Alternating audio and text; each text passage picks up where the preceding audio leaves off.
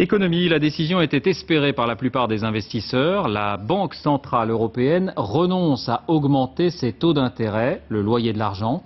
Il faut dire que la croissance est plus faible que prévu dans la zone euro et notamment en France, on l'évoquait hier. C'est une déconvenue pour Nicolas Sarkozy. En déplacement en Alsace, il a reconnu pour la première fois ses difficultés. Sur place, Michael Darmon, Francis Forget. Nicolas Sarkozy hausse le ton. À peine arrivé à l'université de Mulhouse, il répond à la question qui l'exaspère, celle du rythme de ses réformes et de la rupture.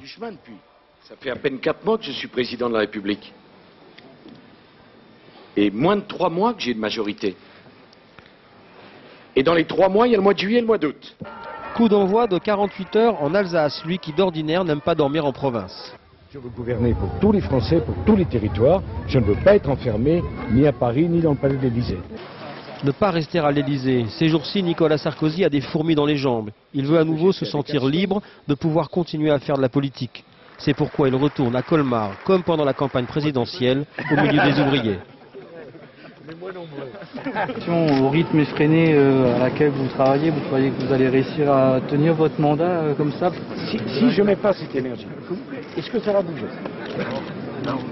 À la recherche du point de croissance perdu, Nicolas Sarkozy défend sa méthode, avec toutefois une précaution oratoire nouvelle. Je sais parfaitement que vous savez qu'il y a des difficultés, vous savez qu'on ne peut pas réussir tout, mais j'ai compris aussi que vous attendiez que j'essaye.